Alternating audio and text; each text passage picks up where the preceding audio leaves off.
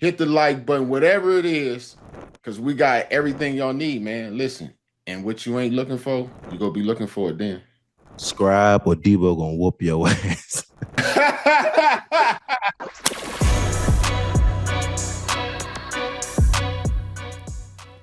The Browns, that's gonna have to wait. That's the kind of old news. If we get to it, we get to it. But we gotta talk. We got to talk about these Lions. We gotta talk about the Monday night first. We got to. The Lions went on head out there, and they put their hands on Detroit. First possession, they pop out and they hit one for 30 and 27. A little short window that went for 27 for a tutty. Jumped on their neck immediately. 7-0, bro. Yeah, like, it was. Amon-Ra St. Brown tutty off rips. Oh yeah, it was good. Then Tampa come out there. They can't do nothing. The defense was doing their thing. They bop them 3 and out immediately. Detroit comes back out there and man, sack fumble, dude. Tampa. The defense was playing well. Yeah. The defense was playing well early. Now I don't know about too good early. They did enough early to make sure it didn't get too reckless. It didn't get out of pocket. The Lions helped them out, but there was a little bit of turnovers. I mean, something it takes two to Tampa tango. didn't on that turnover. They same thing. It was another 3 out. They didn't do anything, to convert on it. And then the following possession, Detroit goes and they go for it, for 4 on 4th at the 12-yard line and don't convert. Wilding out. Yeah, I mean, that's what he does, though. For sure. What they do. So. No, he wasn't wilding out. I like that. He's aggressive. He believes in the squad. Yeah, and then like you said, the defense was playing. You just got punt. Detroit gets back out there, and that man Gibbs went on ahead and showed him with 22 miles an hour, 70. The safety, he couldn't even catch him. Bro. He had the angle. He ran away from his angle. Broke his angle. Broke his angle. Yeah, Gibbs has speed. Gibbs got Olympic. As soon as I saw him let loose, I was like, "Oh, he gone. He gone. I said, he gone." Oh yeah, that dude. He's 22 miles an hour. He was floating, bro. He was floating. I said, he gone, man. Detroit get down there right before I think the 2-minute. They kick a field goal and they missed the field goal, dude. Yes, that was big. Oh no, then Yep. That was big. And then they get back. They able to stop them, but Tampa, they interception. Come back through. Detroit say, you know what, man? I'm gonna have to return the favor. Do it right back. Do it right back to him, Do it bro. right back to him. Do it right back to him. Tampa able to go down there and get a quick three. Three before. Yep. They get a quick 3 points. Now it's 3-14. Looking at it from just a halftime thing, you looking like, yo, this game should have been way more out of control than what it ended up being. 3-14 right there at the half. Yeah. And you have Tampa, they come out, beginning of that, I believe the beginning of that third quarter, they drive down the field, they score a touchdown, but they end up going for that 2. They missed the 2. So that dude, Tez Johnson, 15, with that athletic play, catching it, jumping over people, getting into the zone. That was fire. Yeah, but Detroit comes right back, bro. They answer. Gibbs the whole way. Bro, Gibbs was running through them dudes, bro, the whole time. Having this way, dude. 21-9 now. Yep. And then later, Tampa goes for it. They get it. They think they got it, but later on the review, I thought he got it. I didn't think he got it. You didn't think he got it? His knee actually touched the ground. The ball is short. You can see it right there, especially when they got that side view right there. You can see it. Like he's like that far from the line, but that's what I'm saying. That's what matters. Yep. Game of inches. Yeah.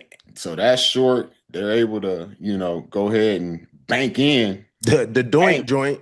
Bank the field goal. So that's right there. That put them up 24-9. And Tampa goes and they do a 19 plays, dude.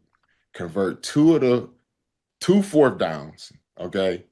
And then they use up, I think, almost 6 minutes, but on their third, fourth down, they don't convert it. They get no points. They done used up so much clock, you know, that they're able to, get the ball back. But basically, it's over from there. Yep. They get And, another and turnover they, on downs. yeah, they end up running the clock out. But dude, Gibbs, 17, 136 on the rush, another 3 for 82 on receiving. Mm-hmm. This dude had 218 yards total, bro. And then, like, he almost had more than all of Tampa had together. St. Brown went on ahead, added another 6 for 86. Mm-hmm. Detroit's offensive line was working, doing their thing. The defensive line was working, doing their thing. Had Baker under pressure all night, dude. He couldn't step into a lot of his throws, and then some of the throws that he could step in or couldn't step into, he was just trying to fire him so hard that he was just making high throws to where the guys just couldn't even get up to him and catch him. Mm-hmm. And the DBs, dude. The DBs for Detroit, they did their thing, dude. Oh, Like, how many yes. starters was in there, bro? It wasn't maybe one or two of them Maybe was one or actually two. And my original. man, 23, he was out there walking. He wasn't even supposed to be out there playing. Balling, making plays, you know what I'm saying? Making plays on the ball, and they're aggressive. I like the way that they get after people, punching, stripping the balls out. Like my man Sterling Shepard, he caught it, and then they were able to they're ball hawking. They're going after the ball. They're not just having people Dude, they're run not scot just free tackling. open. They suring the tackle and punching the ball, dude. Yes, first Turnover. man secure, second man get the rock. Like you see them vividly Dude, they looking doing at it the by ball. themselves, secure and punch, dude. He was like, "Stop, Yes. get that back." I need that. So yeah. No, for sure. Detroit was balling. And that's why I think that team did that, because it's an offense and defense. I think they left a lot of things on the table, you know what I'm saying? But they're an aggressive team going forward on some of the fourth downs, Goff throwing some invalid interceptions, you know what I'm saying? That normally doesn't happen. But Right. you see, when they start giving the ball to Gibbs, get the ball in his hands, let that thing go, and then play action and throw it to Amon-Ra Brown. You know what I'm saying? They have so Well, you many. got to realize they got a two-headed monster over there. They Oh got no, Gibbs and Montgomery, they and do. They usually if one ain't going, the other one is. So it's kind of hard to bottle up, two guys like that, especially when you're giving them enough. You giving them enough touches. It's hard to keep that going. I'm rocking with what I see with Detroit though. They look like a really good team. I'm saying they had a couple little miscues. You know what I'm saying? That game couldn't have it didn't have to be that close. You know what I'm saying? I thought they were Right. gonna be able to blow them dudes completely out, because every time they thought they was gonna get a chance, their defense will make a play and get the ball back to the offense. They're like, all right, bet, now we're gonna go handle this. So I mean, shout out to the Lions. They look good. With I'm not discouraged with Tampa. Everybody's like, "Oh, Baker this, da da da." no, I'm not. no. I'm not. No, I'm not tripping on that. It's not gonna be every game that you go get that amount of pressure on him and have him have that many high errant throws. Like, Yes. But I still believe Baker is still one of the top guys this year. So yeah, me too, I'm not. 1,000%. And then Yeah. also him out there he was still trying to do it with a Mike Evans that was kind of not healthy, and him hurting himself, man. Shout out to Mike. I hope that he's able to heal, you know what I'm saying? Whatever, he got to get his surgery or whatever it is. Yeah. And He broke his clavicle. you Yeah. hate to see hate to see that, because he's a baller, great dude. But just that's another reason why, like, him and Mbuka was a little injured too out there. So Mhm. I believe in Baker. I believe in But the offense. This is hey, just a one-time thing. the whole secondary of Detroit was depleted now. Man, they're next man up balling, and they've been doing that for a while. You know, they were stepping by injuries last year. You know what I'm saying? And then people just I love they're coached the right way, in my opinion, too. So I think their coach got next man up. These dudes better be ready to go, and I think they're showing it. Yeah, yeah, definitely. That's something that everybody gives lip service to, but it's Mhm. very few that can go in there and get it done and get some semblance of the guy that they're replacing. Yep. Especially once they're getting into they're bringing up practice squad guys and all that other stuff too. Like Yeah. that was that was wild, bro, to see that kind of performance. It's kind of, man. I think that's an example of, for sure, like, next man up. But like you said too, your coaches have to be able to, like, you got to have them dudes ready to play. You're not just throwing them out there. Them dudes Yes. looked ready. You Them know dudes what I look like like about Detroit is a lot of their coaches are former players. Mm-hmm. And when you have a coach coaching a position or a side of a ball that has played that position, that side of the ball, for him to give you the nuances of the position, for me, Coach Butler, I give Coach Butts all the credit for developing me as a linebacker. Mm-hmm. Like he's the guy that taught me to, play something like this, or what's the difficulties of this, and Mm-hmm. knowing that, what, this is going to be hard to do, but it's difficulties in everybody's position and Yeah. job. Yeah. And that's something you're going to go out there and you're going to have to do. And being able to just foot positioning of being lined up to where, okay, I'm going to make this job easier. Mm-hmm. Like instead of lining up with my, outside foot up and, I'm going to rush the passer, that means I got to step with my inside foot first. So if he actually comes to hook me, I just helped him hook me Mm-hmm. because I'm stepping with the opposite foot. That's why you always supposed to line up with your inside foot up, because your first step is your outside. So if he's coming to hook you, you can jam him and stay there. If he's blocking down, you're planted to be able to squeeze down and close off that gap. Like, it's things like that. And they have a lot of coaches. They got I believe they got Deshae Townsend. He's the DB coach. I believe they have Antoine Randall, I believe he's over there too. The Yep. D coordinator is a former linebacker, Yeah. like when you and when you look at his, just how long has he been there in Detroit, the head coach? When you look at his coaching tree, like it's spread out, and he's only been Mm-hmm. there, what, 6 years or so? Yeah. And my, 4 or and my, 5, something like that, 4 to 6 years. I don't, it somewhere hasn't like been that that. long. It hasn't been that long. Right. And he got guys spread all over the place, Mm-hmm. and he's not afraid to put, people in positions to help advance them, even though that may mean he may lose some credibility, but you don't lose the credibility, you gain it, because you're putting people in there that you're seeing the potential of, and they're going out and having success. Mm-hmm. And when you have that, dude, that just speaks to what kind of coach he is, what kind of leader he is. No, So 1000%.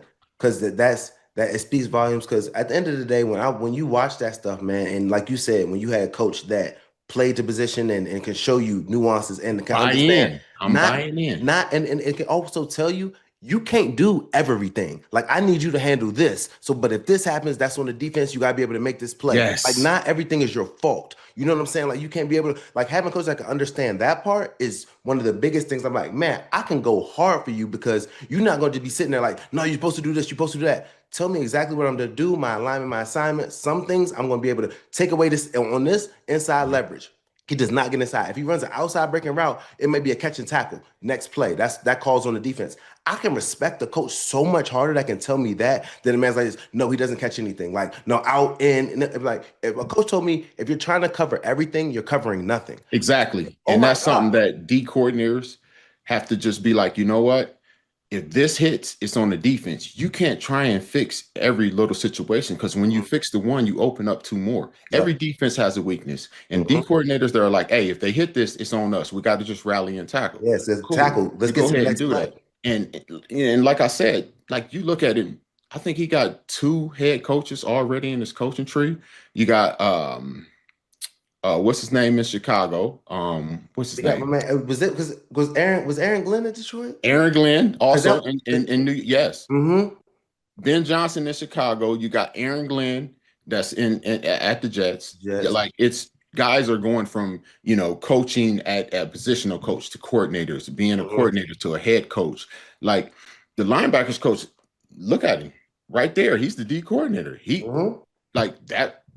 How many people would have thought that he would be able to do what he's been doing? Like first year D coordinator. Like, yo, you buy in when it's a former player. You buy in when it's a person that actually played the game well, understands the game. It's a lot of guys that play the game well that can't coach it. Yeah. You know what I'm saying? I Yeah. understand that. But you got to be able to give a guy a chance, especially when you see, what he did as a player, and then how he understood the game as a player. Mhm.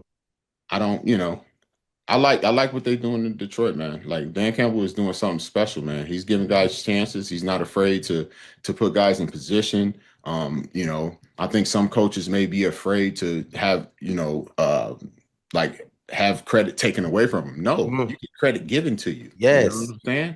Like that's that's just how it works. You know what I'm saying? I feel like he's holding people accountable over there too. You know what I'm saying? Oh Like yes, everybody's held accountable, everybody's bro. held accountable. I think that's a big thing too. Like it don't if you're a coach that played and you're not a good coach, you're gonna be held accountable. Like it's not just giving everybody the opportunity, but dudes that are in there, they're balling like the defensive coordinators. Like give them a shot, and it's not like no, you're just gonna get this job, this opportunity because this is what you do, and hopefully you're good. No, you're going to be held to a standard. You're going to be able to coach well, know what you're Mhm. doing, be able to deliver the message. And if you can't do that, whatever. But if you can, he's hiring dudes that obviously can and are bringing the energy, bringing the vibes, and dudes want to fight for those dudes.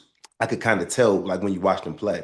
Yeah, for sure, for sure. I'm gonna hit it like my dude Foot, Detroit based Foot say, "Hey, Detroit, I see what y'all doing. What up, though? All right, what up, though?"